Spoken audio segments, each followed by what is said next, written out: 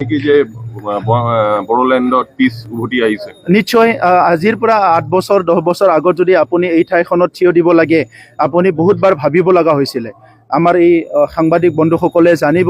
যে এই হৰিণাগুৰি সাইডত এই বাউখংগুৰি সাইডত যদি দিনতো আহিব লাগে বহুত মানুহে চিন্তা কৰিছিল যে ইয়াত আহিব পৰা নাছিলে গতিকে আজি আহি এই হৰিণাগুৰি অঞ্চলত আমি কোৱাৰ্টাৰ বনাইছো ইয়াত আমাৰ ভিআইপি সকল থাকিব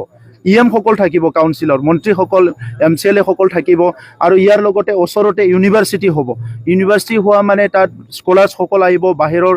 অতিথি সকল আহিব সো এনেকুৱা এটা পৰিৱেশ এতিয়া স্বাভাৱিক ঘূৰি আহিছে আৰু ইয়াৰ লগতে কোকৰাঝাৰ আমাৰ বাউখংগুৰিটো অতি শীঘ্ৰে স্বদেশ দৰ্শনৰ এটা মিনি বডোলেণ্ড বুলি এটা কনসেপ্ট লৈ পেলাই এটা শোকেছ আমাৰ টুৰিষ্টবিলাকৰ কাৰণে ডেভেলপ হৈ আছে তো এই এতিয়া কোকৰাঝাৰৰ চুকে কোণে 24 আৱাৰ মানুহ যোৱা অহা কৰিব পাৰে দিনে নিশাৰ কথা নাই আৰু ইয়াৰ কাৰণে আমি ধন্যবাদ দিব লাগিব প্ৰধানমন্ত্ৰী নৰেন্দ্ৰ মোদী ডাঙৰীয়াক এই প্ৰধানমন্ত্ৰী ডাঙৰীয়া দায়িত্ব লোৱাৰ পিছত আমাক সম্পূৰ্ণ সাপোৰ্ট আৰু মাৰ্গদৰ্শন কৰিছে গৃহমন্ত্ৰী অমিত শাহ ডাঙৰীয়াক আমি প্ৰত্যেকবাৰে ধন্যবাদ দি আছো কাৰণ তেখেতে এতিয়ালৈকে আমাৰ শান্তি চুক্তিৰ দফাবিলাক ৰূপায়ণ কৰা অঞ্চলটো স্থায়ী শান্তি ধৰি ৰখা এই গোটেইখিনি কামখিনি আজি চোৱা চিতা কৰি আছে আমাক তেখেতে মানে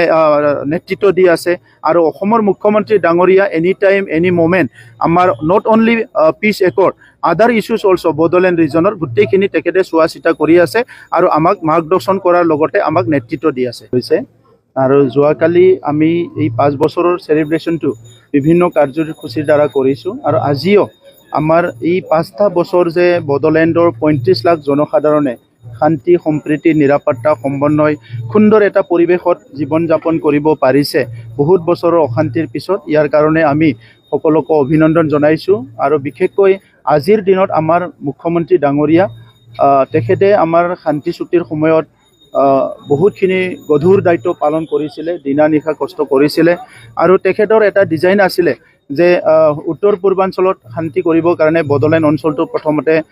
শান্তি কৰিব লাগে শান্তি ইয়াত স্থায়ীভাৱে শান্তি আনিব লাগে এই হিচাপে শান্তি চুক্তিত তেখেতে আমাক সম্পূৰ্ণ সমৰ্থন দিছিলে আৰু কাম কৰিছিলে সেইকাৰণে আজি এই শান্তিৰ সেলিব্ৰেশনত আহি পেলাই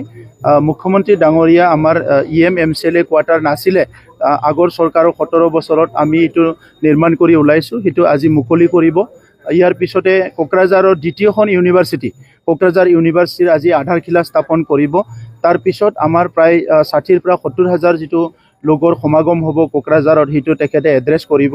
গতিকে এই গোটেইখিনি কাৰ্যসূচীত আমি মুখ্যমন্ত্ৰী ডাঙৰীয়াক আমন্ত্ৰণ জনাইছোঁ আৰু তেখেতে আহি আমাক মাৰ্গদৰ্শন কৰিব যে আহি থকা সময়বোৰত আমাৰ বিভিন্ন জাতি জনগোষ্ঠীৰ মাজত সমন্বয় বডোলেণ্ড অঞ্চলত শান্তি কেনেকৈ আমি ৰাখিম আৰু ইয়াৰ লগতে বড়ো চুক্তিৰ যিখিনি দফা বাকী আছে সেইখিনি ইমপ্লিমেণ্ট কৰাৰ কাৰণে মুখ্যমন্ত্ৰী ডাঙৰীয়াই আমাক মাৰ্গদৰ্শন কৰিব